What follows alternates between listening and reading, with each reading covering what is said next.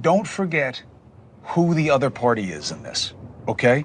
You know the expression, check yourself before you wreck yourself? The idea of any kind of acknowledgement or any kind of half-stepping when it comes to Iran is crazy. Throughout history, we have been faced with making decisions. Do we lean to the right? Do we lean to the left? What is our political stand?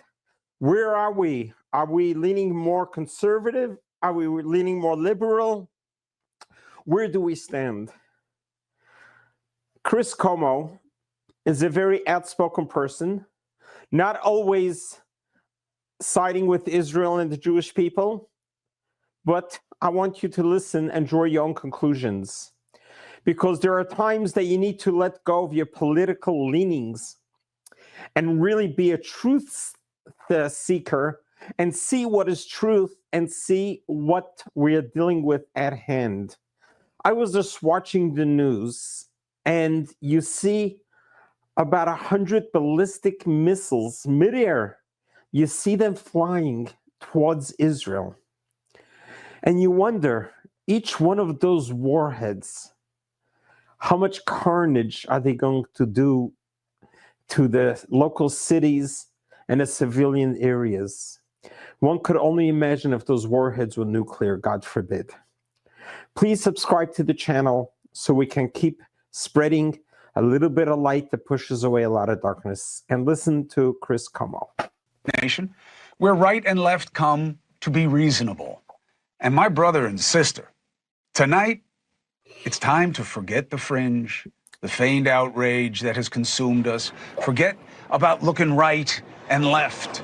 Eyes forward, because there is a threat to all of us, and it's right now, right here. Israel is taking incoming explosives.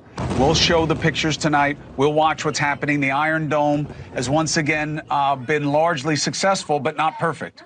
And we'll be hearing about casualties. We'll see what was taken out. It is nowhere near the kind of sophistication, substance, or successfulness that we saw with Israel's attack last night, what they called a preemptive strike.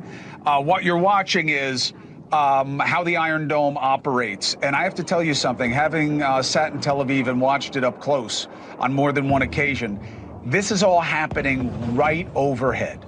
You see that one just hit. They can't get all of it. This is a scary night in Tel Aviv. Now, the reaction for some to say, well, this is what they get, they asked for it. Don't forget who the other party is in this, okay? You know the expression, check yourself before you wreck yourself? The idea of any kind of acknowledgement or any kind of half-stepping when it comes to Iran is crazy. Look, we'll talk about the timing, the tactics, the what, if any, plan there is involving the U.S. or what happens next. But we've already seen in the reaction here at home, we're already in danger. Just watch the reaction to the attack on this horrible Islamist regime, and you see the problem. I'm not calling for war. America doesn't have an appetite for it. I don't know that there's a victory that can come in it, frankly, unless you want to occupy and overthrow. And I don't think that's where the president's head is. Certainly hasn't been in the past. It's not what this is about. It's not about wanting war. It's about recognizing the reality of who these people are. This regime, not the Iranian people. Condemning Israel's attacks, fine. But what would be better? Calling Israel the reckless and genocidal regime?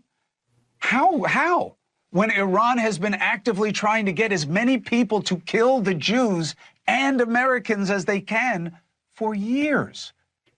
Do these people here in power in America, groups with like real membership and real backing, do you really intend on taking the side of terrorists again? I told you that the Hamas support was not a one-off. There are groups committed to fundamentalist extreme ideas that may come from lots of different sources and economic and philosophical and political realities, but they all meet and intersect at the same place, destroying our democracy and culture.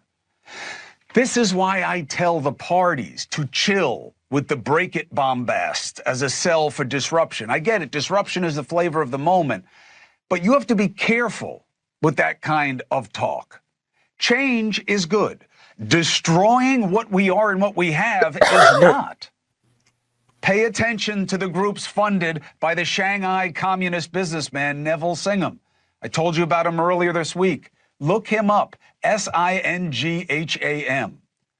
And I'm not just talking about rogue radicals. We have legit lawmakers saying things that must be taken seriously. Representative Rashida Tlaib supporting Iran and calling Israel rogue and genocidal? Almost as bad are the people in her party who sit back and say nothing. Now is not the time. Where is AOC? Where are you, Representative? You are usually desperate for attention. Why so quiet? Are you worried your fellow socialists who don't think Israel has a right to exist will be upset if you speak truth about Iran being an absolute enemy? If you're a feminist, how do you not decry the fact that Iran would jail you for how you speak, for how you dress, that they would slaughter your LGBTQ plus constituents? Now is not the time for silence or acquiescence, nor certainly any perverse obeisance to a terror organization again.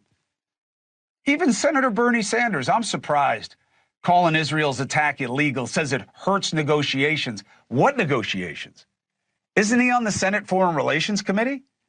You really think Iran is going to ever let people check their abilities? They are, I know, the senator knows this, but he's not living it with his politics. They want to kill Bernie as a Jew, as an American, as an infidel. They want to kill him. They're not going to tell you the truth. They're not going to keep a deal. They never have. Tim Walz wanted to be president and vice president of the United States. Really wants to say that we've surrendered moral authority by supporting Israel after targeting Iran, and that China may have the high moral ground? Are you nuts? They have 1 million Muslim ethnic minorities, the Uyghurs, in camps in China. What are you doing? I know that you think it's a way to attack Trump, but you seem crazy when you play politics, when there is an active terror threat against us. And don't say, yeah, no, only now because of what Israel did. No. As far as we know at this point, Israel says it had to do it. We don't know why. We'll try to find out more tonight. We'll wait for the president to tell us more. But we already know what matters. Iran has done terrible things to us. One of their agents is sitting in a U.S. prison right now for trying to kill Trump. They tried to interfere in our elections. They launched ballistic missile attacks against our troops in the Middle East. They seized our naval boat. You want to support something in Iran? Good. Support revolution. Don't support the despotic regime. Support the people who are desperate and who are oppressed and subjugated. Rally for them to fight for their freedom against a toxic Islamist horde that has committed countless human rights abuses against their own people. Call for that. I'm not saying America should go to war. It's not my place to make that case. It's my place to test that case. But you remember Mahsa Amini, the 22-year-old woman who was arrested, beaten, tortured, and murdered by the Iranian morality police? Oxymorons of all oxymorons. Why? For not wearing a headscarf. This is why AOC and other women and advocates and allies should not be quiet about what this is. This is not Israel, beating up on somebody. Iranians went into the streets. We covered it here at News Nation a lot, more than most. They protested, and the regime brutally clamped down. There is no freedom of speech. They executed several protesters. You know it's a crime to be gay in Iran, right? You know the punishment is flogging and execution. This is who you want to say is a victim of Israel. You know that when they first came in, this regime, they used children some as young as 9 to run through minefields to clear the ground for their invading armies into Iraq. They said they were giving the kids keys to paradise because martyrdom brings you such blessings. This is not about God. This is about being psychotic, is what this kind of extreme Islamism is. This is a regime that spends countless dollars exporting terror across the Middle East and the globe, including backing Hamas, even though there's Sunni-Shia conflict, on October 7th. And that's who you want to say needs support. And for those on the right saying it's not our fight, I hear you. Again, I don't know that there's any will in America to put boots on the ground in the Middle East, even against an obvious enemy, because what's the upside? You can't kill an idea. It's very hard. You got to change it. And I think the president disagrees with you. I think that he does believe that we should be invested in this situation in a way some of you don't, even in his party. Yes, he said he didn't want Israel attacking Iran, but let's be honest. The president says a lot of things. And now we understand he may have been part of some, plan to allow cover for Israel to surprise Iran. We'll talk about it more tonight. And he's certainly supporting Israel now, going farther than Rubio and others did last night, claiming the U.S. was totally looped in on them.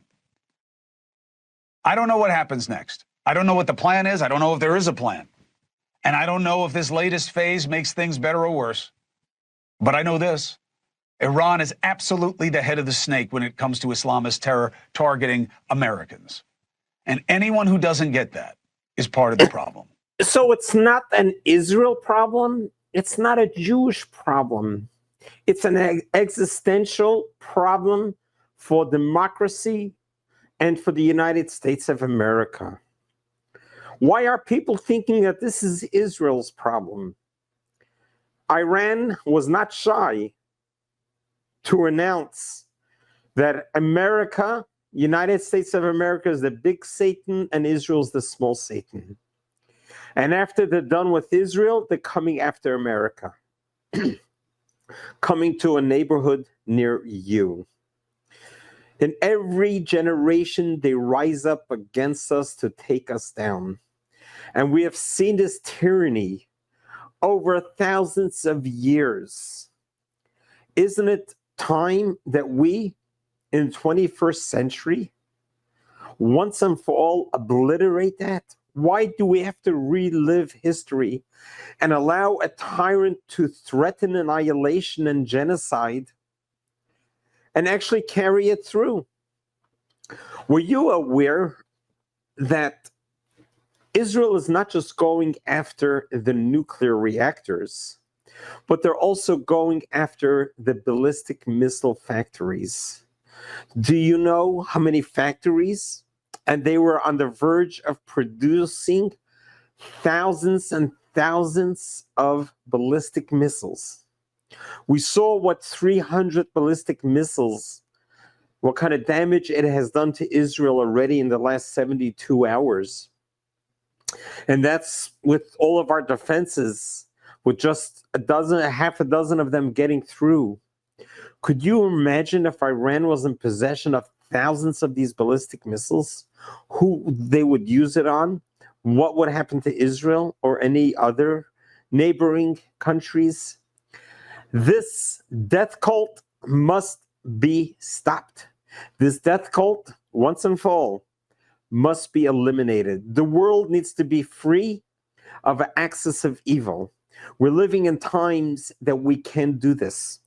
We're not in the medieval times dealing with Napoleon, dealing with the various tyrants of the times that we had to fear. But here we are. There's no Roman emperor here. Here we are dealing with a terrorist, savage, bloodthirsty death cult of Islamic extremism, all in the name of God. This must stop and must stop now.